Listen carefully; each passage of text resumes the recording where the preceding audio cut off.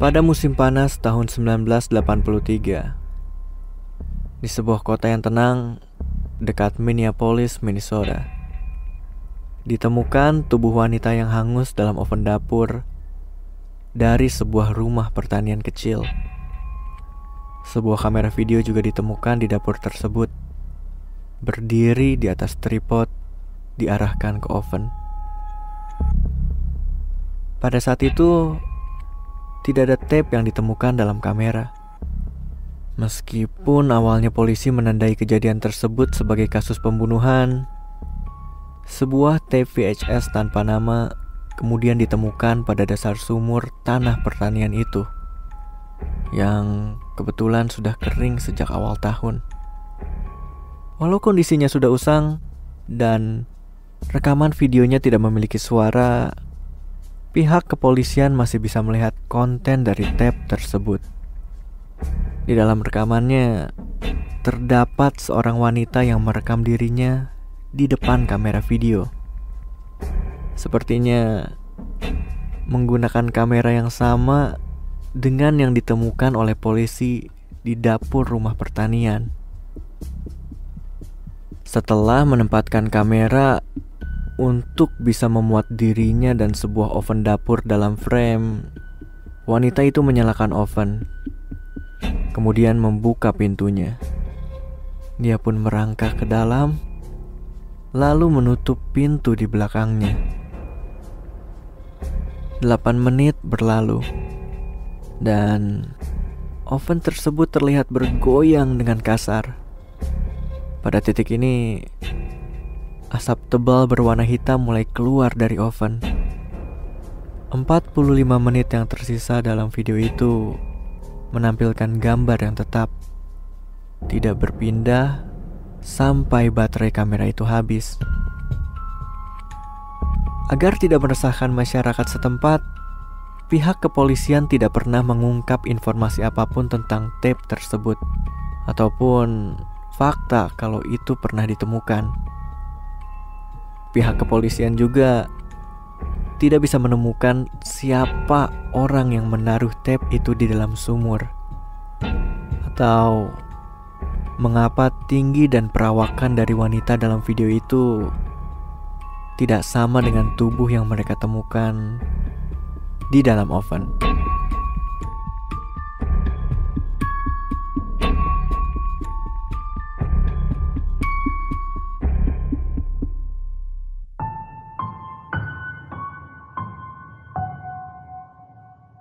Shift kerjaku dimulai dari jam 1 malam sampai jam 12 siang.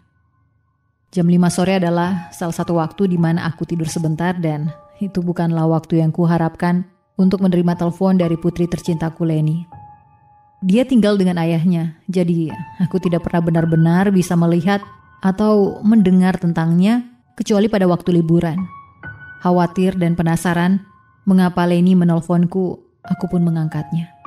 Ibu, aku terjebak di atas pohon. Aku bisa mendengar suaranya sedang ketakutan, tapi aku juga berpikir, mungkin ini hanyalah prank yang buruk darinya.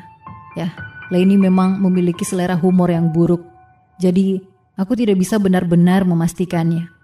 Kok bisa, sayang? Ya, aku menjawabnya dengan ketus karena aku sedikit kesal. Mengapa dia tidak menelpon ayahnya saja yang mungkin masih terbangun saat ini? Cuaca di luar sedang hujan deras, jadi aku berpikir kalau aku harus cepat. Aku mengambil payungku dan bergegas menuju mobil tanpa menutup teleponnya. Dia tidak banyak bicara, tetapi aku masih bisa mendengar nafasnya di telepon. Aku pikir dia akan segera menutup teleponnya karena dia memang bukan tipe orang yang suka berlama-lama di telepon. Ya, bisa dibilang itu salah satu sifatnya. Sebenarnya aku ingin tahu mengapa dia bisa berada di atas pohon. Tetapi aku ingin lebih mengeluarkannya dari sana. Aku menanyakan alamatnya dan segera berangkat. Aku ingin cepat sampai di sana karena aku tidak ingin putriku yang hanya ada satu ini ketakutan dan terjebak di atas pohon. Kemudian aku mulai berpikir tentang situasi ini lebih lanjut karena rasa cemasku akan, putriku ada di atas pohon dan aku harus menurunkannya. Tunggu dulu, bagaimana ibu menurunkanmu, nak? Dia tidak menjawab. Nafasnya mulai terdengar lebih lambat dan lebih senyap. Aku takut dia sudah terjatuh dari pohon karena Leni tidak menjawab. Nafasnya yang lambat namun masih terdengar membuatku yakin kalau dia baik-baik saja. Tapi aku masih ingin mendengar suaranya lagi, hanya untuk memastikan. Bisa saja ada orang jahat yang menaruhnya di atas pohon, atau menembaknya, atau apalah. Dan dia bernafas pada teleponnya. Aku menginjak gas mobilku sampai hampir melewati batas kecepatan. Leni, tolong jawab, nak. Leni, tolong jawab ibu, nak. Apakah ibu perlu menelpon pemadam kebakaran? Masih tidak ada jawaban. Aku ingin melakukan panggilan darurat, tapi aku tidak bisa menutup teleponku. Aku tidak bisa. Akhirnya, aku pun sampai di alamat tersebut. Rasa takut, mual dan syok memenuhi kepalaku. Aku bisa merasakan air yang mengalir di pipiku. Namun, bukan hanya air hujan. Aku melihat putriku tercinta mengenakan pakaian santainya, dilumuri noda darah. Satu simpul terikat di sekitar leher Leni, dan simpul lainnya terikat pada dahan pohon yang besar di mana dia terjebak. Aku menangis dan menangis, dan aku tidak bisa berhenti menangis. Aku pun terjatuh, berlutut, dan mulai memukul lantai di bawahku. Mengapa harus putriku? Mengapa dia melakukan bunuh diri? Apakah dia memang melakukannya? Ataukah ada seseorang yang membunuhnya?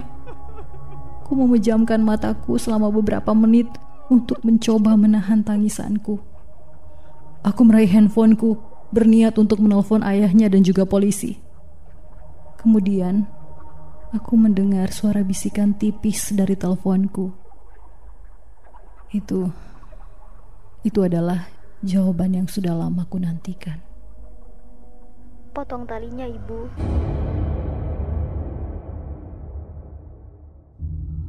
Peristiwa ini terjadi sekitar 5 tahun silam saat aku masih tinggal di sebuah apartemen di kota besar.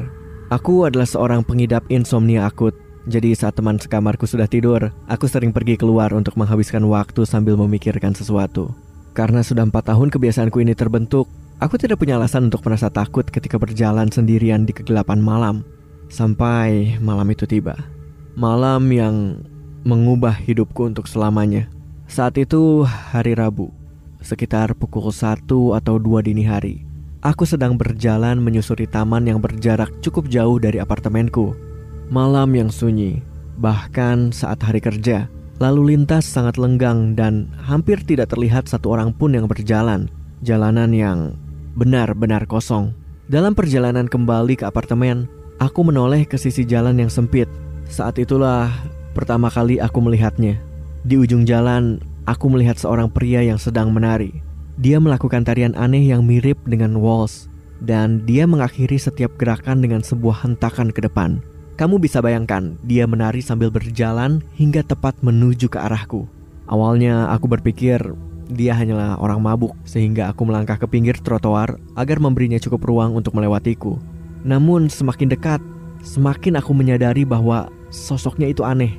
Tubuhnya begitu kurus dengan tinggi semampai serta mengenakan setelan pakaian zaman dulu. Dia terus menari dan mendekat sampai aku bisa melihat wajahnya. Kepalanya miring ke belakang sedikit dan matanya melotot menghadap langit. Mulutnya tersenyum lebar seperti serial kartun horor. Aku bergidik melihat tatapan liar dan senyuman gila itu. Aku segera menyeberang jalan menjauhinya sebelum ia berada tepat di sampingku. Aku mengalihkan sedikit pandanganku darinya untuk menyeberang ke jalan yang kosong. Saat sampai di seberang jalan, aku akhirnya kembali menoleh ke belakang dan menghentikan langkahku. Dia tidak lagi menari dan kini berdiri dengan satu kaki sejajar denganku. Dia menghadap ke arahku, namun tetap melihat ke atas dengan senyum aneh yang masih merekah lebar. Saat itu rasa gugupku semakin meningkat. Aku mulai berjalan kembali, namun kali ini aku enggan melepaskan pandanganku darinya. dia tetap di tempatnya. Ketika aku telah mencapai jarak setengah blok, aku menoleh ke depan untuk beberapa saat, hanya untuk memastikan bahwa jalanan dan trotoar di hadapanku benar-benar lenggang. Masih dalam keadaan gugup, aku berbalik kembali ke arah pria itu berdiri dan mendapati dirinya telah menghilang. Aku sempat lega untuk beberapa saat sampai aku melihatnya lagi. Ternyata dia juga ikut menyeberang. Walau aku tidak dapat melihatnya dengan jelas karena jarak kami yang sudah cukup jauh dan pekatnya gelap malam, tetapi aku sangat yakin dia sedang menatapku. Tak lebih dari 10 detik aku menghilangkan pandanganku darinya. Jadi sudah pasti dia bergerak dengan cepat. Aku begitu terkejut saat itu hingga terdiam terpaku ketika dia mulai berjalan menuju ke arahku lagi. Dia mengambil langkah-langkah yang besar, seperti seseorang yang sedang berjinjit, namun dengan kecepatan tinggi. Semestinya aku kabur waktu itu, atau mengambil semprotan merica atau ponselku dan menghubungi seseorang. Tapi tidak. Yang bisa kulakukan hanyalah terdiam membisu, menyaksikannya berjingkat ke arahku. Kemudian dia berhenti sekitar 10 meter dariku, masih dengan senyumnya dan tatapan melototnya ke langit. Ketika aku berhasil sadar, hal pertama yang ingin kuucapkan adalah, "Apa yang kau inginkan dariku?" Dengan nada marah mengintimidasi. Namun yang keluar dari mulutku lebih terdengar seperti rengekan, "Apa?" Aku tidak tahu benar atau tidak kalau manusia bisa mencium perasaan takut. Namun jelas mereka bisa mendengarnya. Ya, saat ini aku bisa mendengar rasa takutku sendiri yang malah menambah perasaan takutku. Tapi anehnya, dia tetap tidak bereaksi sama sekali. Dia hanya berdiam diri dengan senyuman mengerikan itu. Lalu setelah sekian lama, pria itu perlahan membalikkan badan, kemudian mulai menari menjauh dariku. Entah mengapa, walau begitu, aku tidak melepaskan pandanganku lagi darinya sampai dia benar-benar jauh, menghilang di antara lampu-lampu jalanan yang remang. Kemudian aku menyadari sesuatu. Dia tak lagi menjauh ataupun menari. Aku menyaksikannya dalam horor, bayangannya yang semakin membesar dari kejauhan. Dia kembali dan kini berlari mengejarku dengan kencang. Aku juga berlari.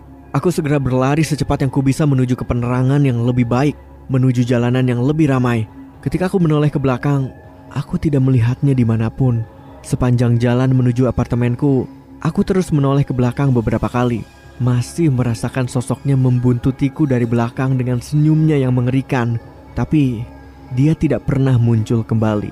Aku masih tinggal di kota itu selama 6 bulan sejak kejadian tersebut. Namun semenjak malam itu, aku tidak pernah lagi berjalan sendirian. Ada sesuatu di wajahnya yang selalu menghantuiku hingga saat ini. Dia tidak mabuk, tapi sorot matanya terlihat benar-benar gila. Dan pertemuanku dengan pria yang tersenyum itu adalah peristiwa yang sungguh menyeramkan.